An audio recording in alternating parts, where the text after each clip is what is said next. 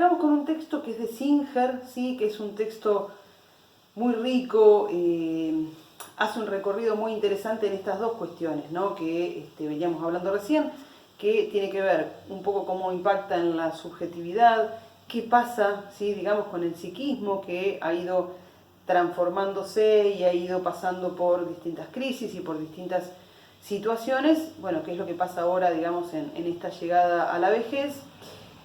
Y van a ver que en principio Singer habla de tiempos, ¿sí? Digamos, que no son tiempos universales, que no son tiempos necesarios, ¿sí? Digo, no es que uno pueda hacer una lectura generalizadora suponiendo que toda persona que llega a la vejez, a la tercera edad, tiene que atravesar sí o sí esos tiempos, pero sí son tiempos de elaboración que son más o menos esperables, ¿sí? Hay un primer tiempo que es el tiempo del pacto, ¿sí? Véanlo en el texto, está súper claro, pero bueno, me interesa retomar un poco este punto, ¿sí? ¿Qué es lo que dice Singer en este tiempo del pacto? ¿Recuerdan cuando trabajábamos a Pierre Aulanier que uno de los aspectos que traíamos en función de los enunciados identificatorios tenía que ver con la noción de contrato narcisista? El contrato narcisista, sí, tenía que ver con esa especie de contrato, de convenio, ¿sí? Implícito, tácito, que hacía el sujeto que ingresaba a la cultura, al núcleo cultural, en donde ese núcleo social que lo iba a recibir le ofrecía una serie de enunciados identificatorios, ¿sí? Enunciados con los cuales el sujeto pudiera ir armando su identidad, a cambio de que ese sujeto portara, reconociera esos enunciados y los replicara, ¿sí? Digamos, bueno, yo nací en el puerto marplatense, ¿sí? Con todo lo que implica la cultura de la migración y del movimiento del puerto y demás, me da cierta pertenencia, pero bueno, a cambio yo tengo que, por ejemplo, ser de Aldo Civi, ¿sí? O me tiene que gustar la pesca, qué sé yo, digamos, algunas cuestiones que tienen que ver con reproducir ese núcleo cultural. ¿Qué es lo que dice Singer y por qué toma esta noción de contrato narcisista?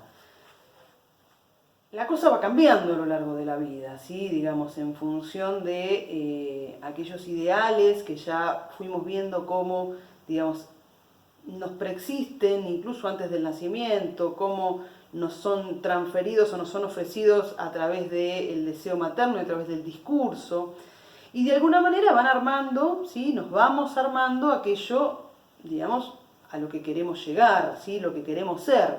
Parte de un núcleo bien narcisista, que es aquel momento en donde nosotros fuimos lo ideal, ¿sí? Aquel Su Majestad el bebé de Freud, y de alguna manera queda configurado como un ideal que, bueno, si la cosa va más o menos bien, si el atravesamiento edípico es saludable, se van flexibilizando, ¿sí? Se van incorporando nuevos ideales que tienen que ver con los circuitos, digamos, por fuera de la familia que vamos transitando, con ideales que se nos proponen por ser parte de una época y no de otra, etcétera, etcétera, ¿sí? La vejez marca un punto de inflexión, digamos, que ya no tiene demasiada flexibilidad en relación a las épocas anteriores, ¿sí? Por su cercanía con la muerte. Van a ver que todo los trabajos que tienen que ver con vejez ponen, digamos, a la muerte como una variable muy pesada, muy determinante, porque si bien, digamos, todos sabemos que nos vamos a morir, la muerte es algo, digamos, si bien ineludible y representable para el aparato psíquico, pero, digamos, las chances de morir van incrementándose con los años y de alguna manera, digamos, la vejez representa ese sin salida que siempre estuvo, siempre existió, pero al cual veníamos, ¿no? Bueno, renegando y esquivándolo un poco. La vejez, digamos, se acerca a esa noción y lo que hace es achicar las posibilidades de eludirla, ¿sí? Que tenemos. En todo esto que veníamos recién comentando, de cómo la vejez se va cargando de representaciones sociales, negativas, que tienen que ver con lo inservible, con el desecho, que también ha tenido que ver, digamos, con movimientos culturales y sociales, ¿sí? En donde en determinadas épocas ser viejo era valorado, ¿sí? Estaba vinculado con la sabiduría, con el saber, con la posibilidad, ¿sí?, de transmitir incluso, y cómo en otras épocas, bueno, el viejo no tiene lugar, ¿sí?, no se le da voz porque no se valora lo que dice, no se lo cuida, se lo puede asaltar y golpear, ¿sí? Digamos, bueno, pues distintas cuestiones que se van dando en el contexto social y que van armando el lugar que en ese momento tiene el viejo para la sociedad. Todo esto está incluido en ese contrato narcisista, ¿sí? Lo que dicen acá las autoras es que, digamos, en este momento, en esta llegada a la vejez, en función de ese contrato narcisista, ¿sí?, lo que se hace es un pacto contra lo negativo, ¿sí? Uno llegó a la vejez con las representaciones que pudo, como pudo, ¿sí?, digamos, con el cuerpo que pudo, con la funcionalidad que pudo, y de alguna manera hay que seguir pudiendo mantener, digamos, lo más lejana posible esta idea de que nos vamos a morir de todas maneras, ¿sí?, y que particularmente todo lo que no hemos logrado hasta ahora, bueno, quizá no lo logremos nunca.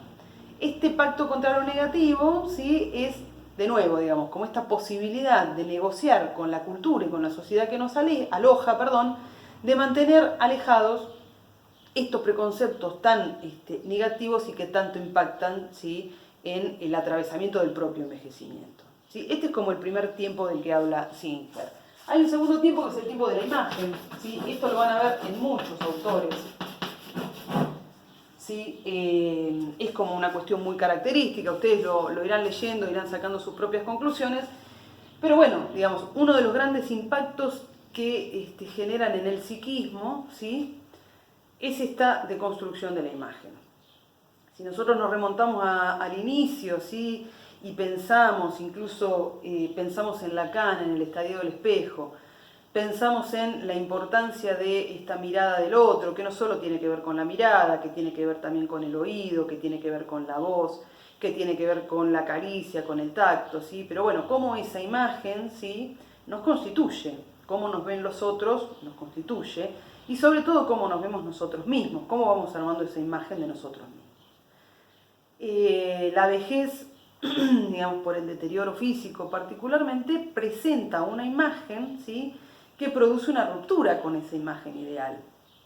Uno podría pensar o suponer que si más o menos hemos sido flexibles a lo largo de nuestra juventud, ¿sí?, de nuestra adolescencia incluso, esa imagen se ha ido como haciendo más plástica, ¿sí? Digo, pero uno si se pone a pensar lo que le pasaba al latente, ¿sí?, que a partir de la amnesia infantil perdía, digamos, como ese reconocimiento de lo que había sido su infancia y se encontraba con un cuerpo que iba cambiando, con una imagen, sí, que ya no era la imagen del niño, y todo eso le costaba un montón, digamos, a nivel psíquico, ¿no?, un esfuerzo psíquico para incorporar esa nueva imagen a su yo ideal, digamos, y a la constitución propia de su yo como instancia.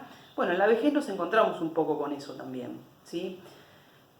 Particularmente lo que nos interesa pensar de este tiempo es que, digamos, si aparece alguna dificultad, ¿sí?, en términos de no poder incorporar esa imagen en la continuidad de lo que uno es y uno ha sido, incorporar las arrugas, las canas, ni hablar si hay cuestiones orgánicas, ¿sí?, digamos, dificultades que hacen a la autonomía del cuerpo, ¿sí? Si esto aparece dificultado, lo que puede surgir, dicen las autoras, es algo que se llama yo horror.